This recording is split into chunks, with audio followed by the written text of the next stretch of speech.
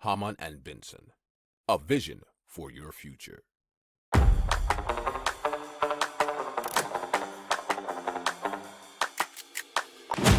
Économie, tech et innovation, hydrogène, énergie. Le journal des stratèges. Présenté par Boris Kalt. Bonjour à tous et bienvenue dans le journal des stratèges. Au sommaire aujourd'hui, on va vous parler du niveau innovation pour refroidir inspiré des ruches. On va vous parler aussi de l'Agence internationale de l'énergie qui vous parle d'un tournant majeur dans tout ce qui est carboné. Et on va parler d'un bus sans conducteur pour la première fois en France. Et on terminera par DARC, qui est une arme secrète pour lutter contre les débris spatiaux. Vous écoutez le journal des stratèges numéro 387 et ça commence tout de suite. Hamann and Benson. Le journal des stratèges. Alors c'est l'architecte Monish Siripurappu et son équipe qui ont imaginé Cool Ant. C'est un système de refroidissement inspiré des ruches. Il s'inspire d'une technique ancienne en Inde appelée beehive cooling, donc refroidissement en ruche. Cette méthode utilise des pots en terre cuite pour rafraîchir l'eau et l'air de manière naturelle. Alors, le système de refroidissement coulant repose sur l'empilement de pots en terre cuite imitant la structure des ruches d'abeilles. Alors, ces pots sont ensuite remplis d'eau et placés devant une fenêtre ou à l'entrée d'une habitation dans un bassin. Alors, l'argile des pots absorbe la chaleur de l'environnement grâce à un processus de refroidissement par évaporation. Une fois que l'argile est humidifiée, elle génère de l'air frais qui est diffusé dans les espaces de vie, ce qui offre un rafraîchissement naturel. Et c'est ce que nous expliquait 18h39.fr. Hamann and Benson. Le journal des stratèges. Et donc, selon l'Express.fr, l'Agence internationale de l'énergie prévoit une baisse des besoins en pétrole, en gaz et en charbon. Alors jusqu'ici, nous dit-on, un tel pic n'était prévu que pour le pétrole, dont la croissance devrait significativement ralentir d'ici à 2028.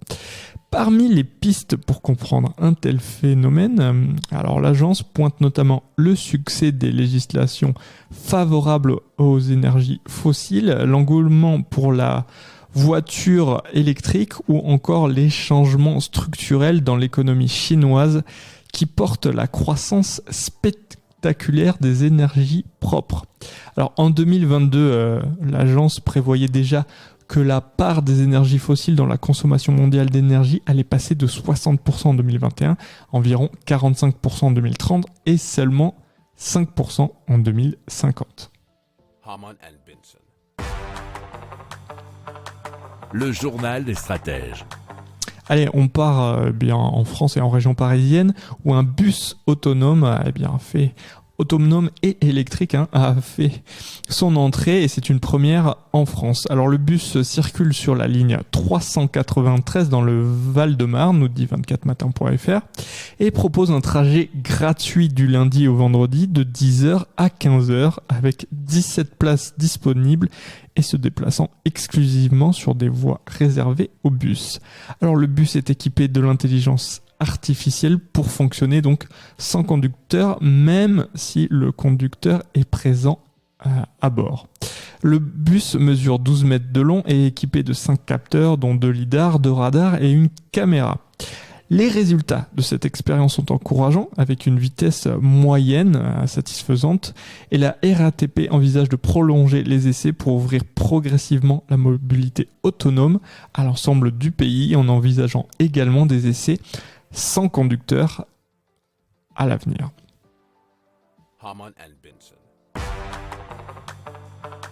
Le journal des stratèges. Alors, on parle de la société DARC qui se concentre sur la protection et la sécurité spatiale. Alors, l'entreprise a pour mission de résoudre le problème croissant des débris spatiaux menaçant les infrastructures en orbite.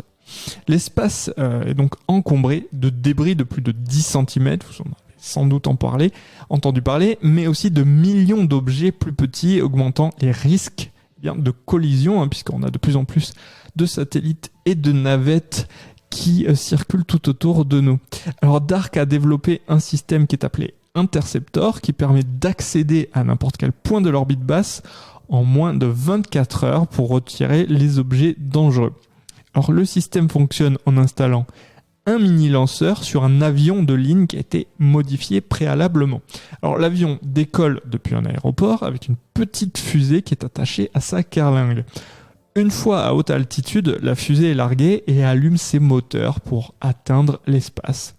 Le premier vol d'essai est prévu en 2028. Alors il faut savoir que Dark a déjà signé un contrat avec le CNES, le Centre National d'Études Spatiales, et l'entreprise prévoit de s'implanter à l'aéroport de Bordeaux-Mérignac en 2024, ce qui créerait à peu près 500 emplois, et les premières embauches auront lieu à l'été 2024. Hamann and Benson. Le journal des stratèges. Voilà, c'est terminé pour aujourd'hui. Je vous souhaite une excellente fin de journée. Je vous dis à très très vite. Pour plus d'infos, ciao.